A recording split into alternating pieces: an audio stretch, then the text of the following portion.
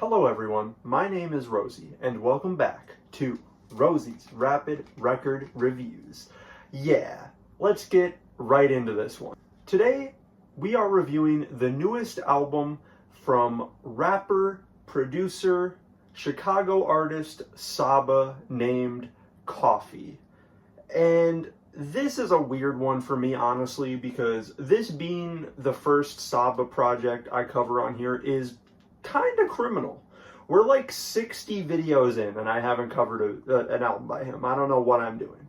There were many times this year, how many times, my love? There were many times this year where I was really thinking of covering from the private collection of Saba and No ID, and I just didn't get around to it. One, because it would just be such a long video. There's so much context in like every single one of these songs that I'd love to go into, and we would just be here forever. And two, I didn't want to draw that fucking cover art. Like I'm really bad at drawing buildings. I tried to do the Kill Bill and Rav album early on, and that was a disaster.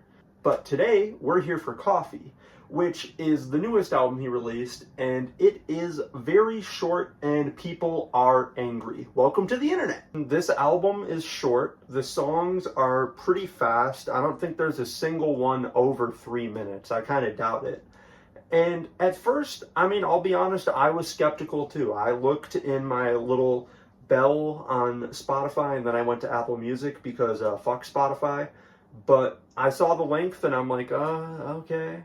But when I got into it, I really enjoyed it. Especially on this first listen, I wasn't really looking for lyrics, because the second I heard these DJ scratches, these air horns, and just how these beats are like constructed, I think this is really Saba flexing his production skills. And if you watch this channel, you know we draw the cover arts on this channel poorly because I am not an artist.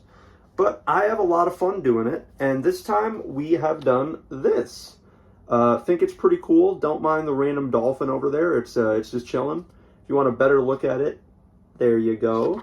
Look at that. Woo woo! And if you want to see the actual art, you can look over here. That car is on fire. That has nothing to do with track 2.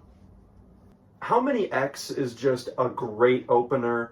AOTY, as always, just absolutely kills her performance.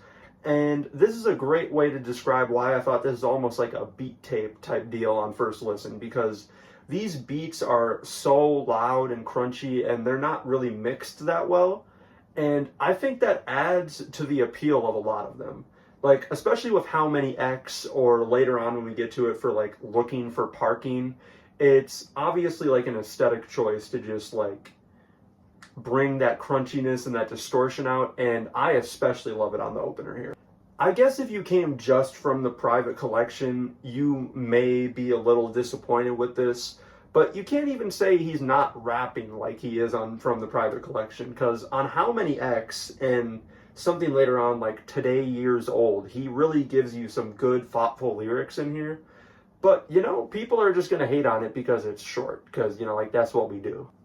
On track 2, Don't Be Long, I really just started being really happy that I got this Saba production back, because this is just classic Saba here. This melody, everything about it, and just the concept of this song I really love. Him just chilling out, going through all these different conversations he's having with people, whether it be like his friends or his mother saying, you know, you gotta call him more.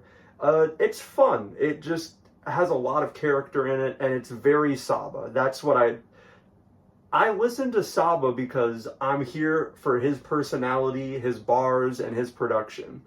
And I feel like a lot of people who didn't like this album aren't really here for that. But maybe that's just my opinion. My Bro was probably my least favorite for a while, but I don't even know if it is anymore, because my bro has been stuck in my head all day. I love this flute sample in the background. I have no clue what the fuck he's saying on this verse, and I don't even want to look it up. I just love how it just slides into the beat. Looking for Parking is just ridiculous to me, because I never, in a million years thought I would hear a Saba song that sounds like this. And at first I'm just like, I don't know about this one, but it's a lot of fun. I don't know. I've been having a lot of fun listening to it when I go through the album again.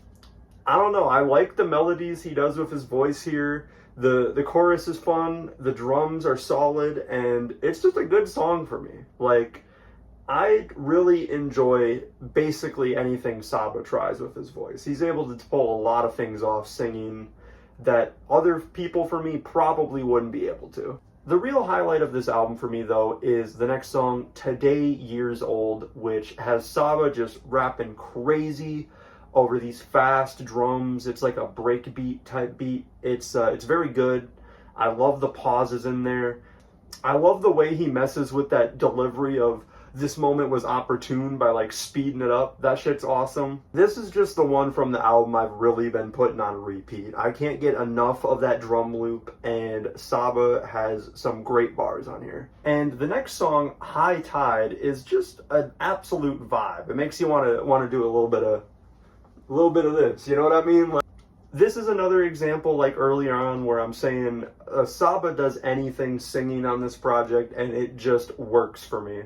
I love the higher pitched vocals he does. I think that is supposed to be this coffee character, which might be my only problem with the album, where there's this character that's introduced on Don't Be Long that doesn't really get used, I'd say. Like, they're on the end half of Don't Be Long, and I think maybe that's what's supposed to be doing the chorus on here. But either way, great song. Even the interlude on here, Supplier, is pretty great. But if you've been tapped in, you know Saba interludes are great. You've heard Circus before. But I love how quiet and just calm this one is. It's this main like flute sounding melody, and Saba's just almost whispering the vocals here. Dope game, supplier. Like, it's really nice. Then we have Itachi, which has 3 beat switches in the matter of 2 minutes, and somehow they just spend the entire song getting better. And that's another reason why this is one I've been repeating a lot. I just love that last like 20-second portion especially. That's probably one of my favorite bits on this record. And then if you wanted another vibey song to dance to, you got the last track, Tic Tac Toe with Felix, which has another vocal effect where his voice is pretty low here, but I just love these drums. They are so groovy, and it's a solid way to end the record. But seriously, if you're somebody who doesn't like this album and you've watched through this review, I urge you to just go do something, like maybe start some homework, start playing some video games, or just start a shift at work, and put this on and let it run a couple times. It's only 16 minutes. It's not going to take up too much of your time.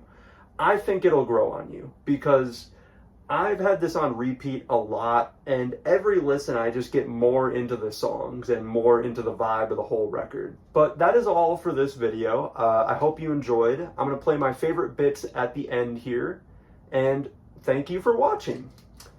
RRRR. How many times my love do we want to try my love? I let you inside my love. Did I get it right one day? The game been free, baby, that's wide open. I was just trying to move through it with my eyes open. But if the team down 3 in the 9th inning, I'm who they calling up to the bat when the base loaded.